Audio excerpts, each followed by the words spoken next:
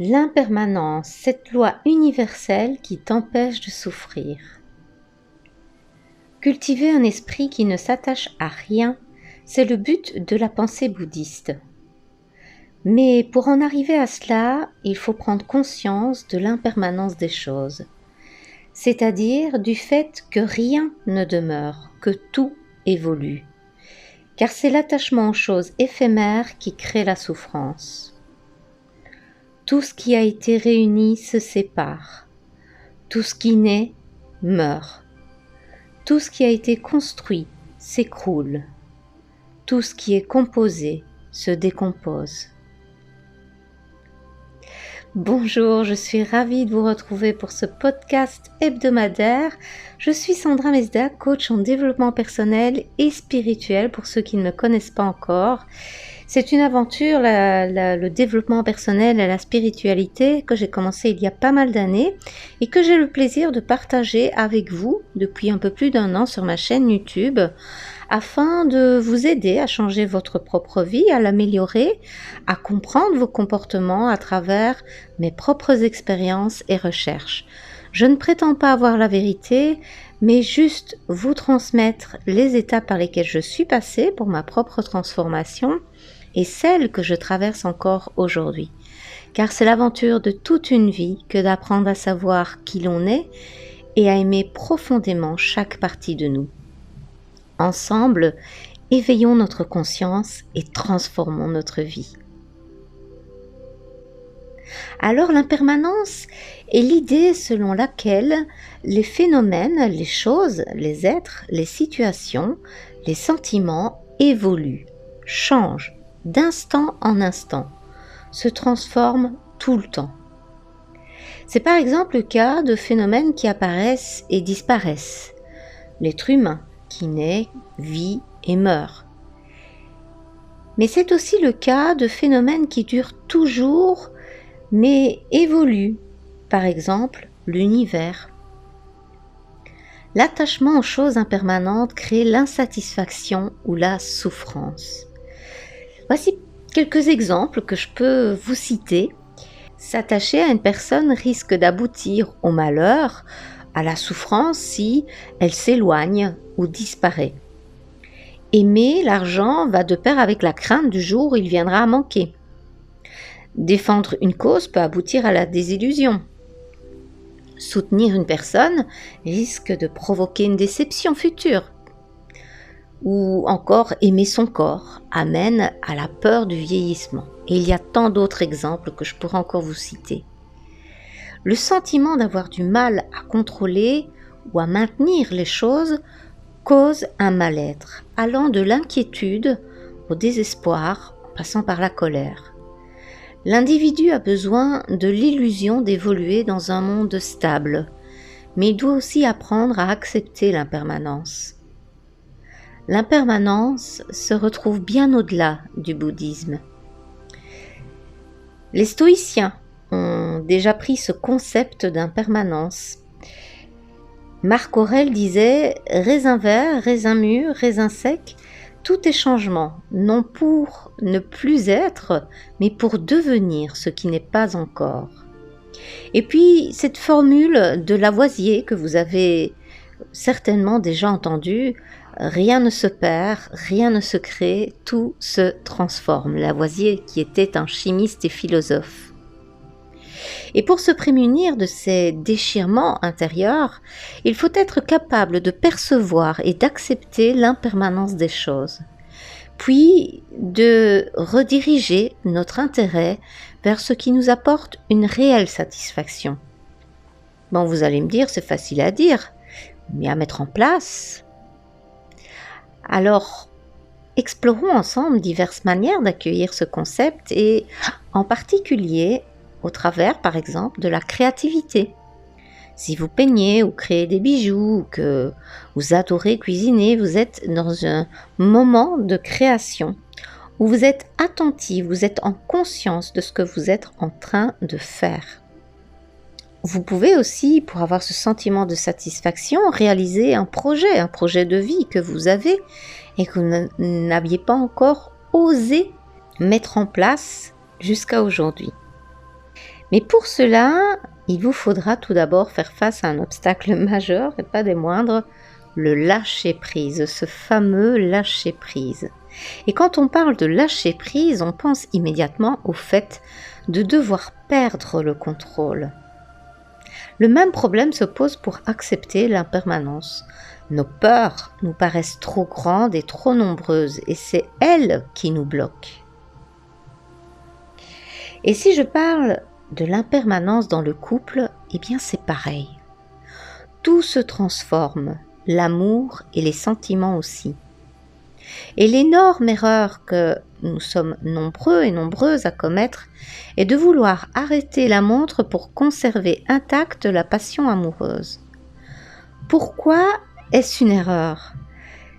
Eh bien parce que tenter de garder l'amour tel qu'il était au début de la rencontre nous pousse à adopter des comportements qui nuisent à la relation, ce qui est l'inverse de notre objectif. Une chose est sûre, nous changeons tous au fil du temps et des expériences que nous vivons. Nos sentiments évoluent en même temps que nous, et c'est normal. Nous regrettons que la période des papillons dans le ventre ne dure pas éternellement. Mais quel humain voudrait avoir des papillons dans le ventre sans cesse pendant des années ? S'ils duraient toujours, il n'aurait plus rien d'exceptionnel. On ne les remarquerait plus. Ou au contraire, ils finiraient par nous énerver par leur omniprésence.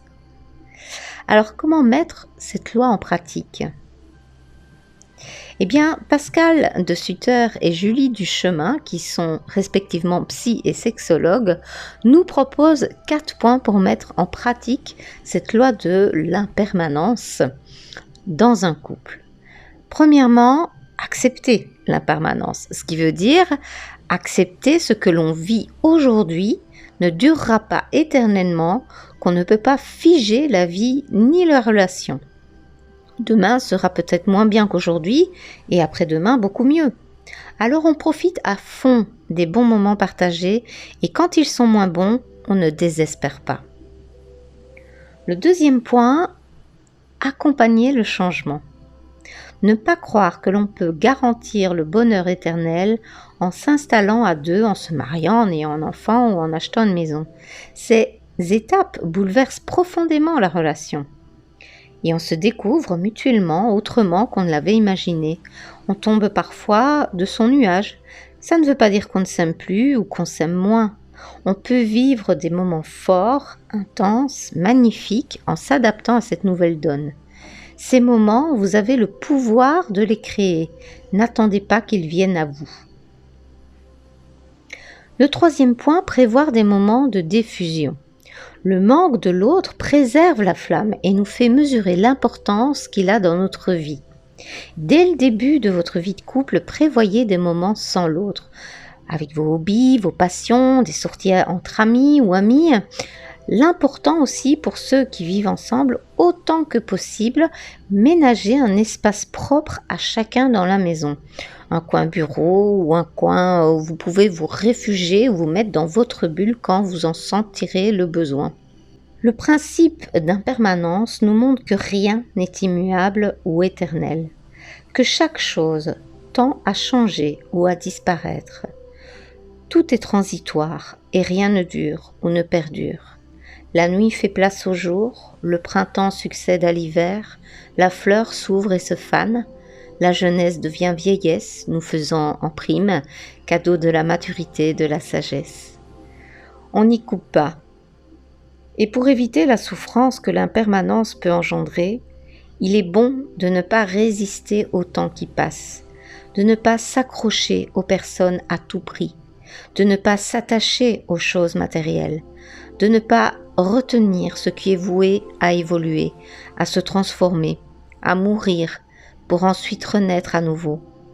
Prendre du recul, changer sa vision des choses, apprendre le détachement, pourra alors procurer une forme d'acceptation et donc d'apaisement.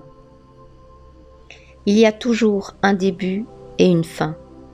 C'est pourquoi il est essentiel de vivre pleinement l'instant présent. Le passé est passé, on n'y peut rien changer. Le futur n'est pas encore là, inutile de faire des suppositions. Vivre dans l'ici et le maintenant est le meilleur moyen d'être totalement présent à ce qui nous traverse, à ce qui vibre en nous. Nos sens sont en éveil, notre esprit plus ouvert et nos facultés à un niveau optimal.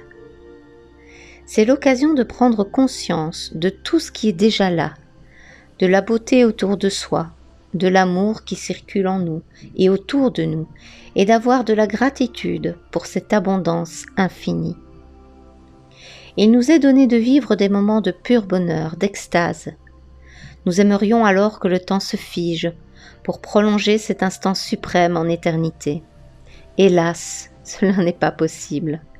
Par contre, nous pouvons conscientiser les sensations qui accompagnent cet état de grâce. En prendre conscience permet de les enregistrer plus aisément dans notre mémoire corporelle pour y revenir lorsque nous en aurons envie ou besoin. La respiration est une alliée formidable pour cela. Inspirons profondément des sensations délicieuses qui nous habitent et expirons-les dans toutes les cellules et les strates de notre être. Le changement peut paraître douloureux, mais rien n'est plus pénible que de rester coincé quelque part où on ne veut plus être.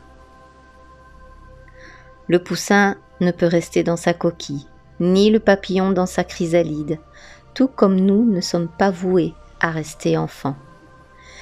La vie est mouvement et changement, et c'est une véritable chance que d'entrer dans cette danse, qu'elle soit parfois douce, parfois tumultueuse. Grâce à l'impermanence, tout est possible. Oui, l'impermanence est une chance. D'abord, parce que l'on traverse une situation difficile et douloureuse, déception, perte, chagrin, on sait que cela ne va pas durer indéfiniment. Le temps amène une forme de résilience et de guérison. J'espère que vous avez apprécié ce podcast. N'hésitez pas à mettre des petits pouces, à liker pour faire grandir cette communauté et pouvoir faire en sorte que YouTube mette en avant cette vidéo pour pouvoir la partager à d'autres personnes qui ne connaissent pas encore cette chaîne. Je vous dis à très bientôt. Prenez bien soin de vous.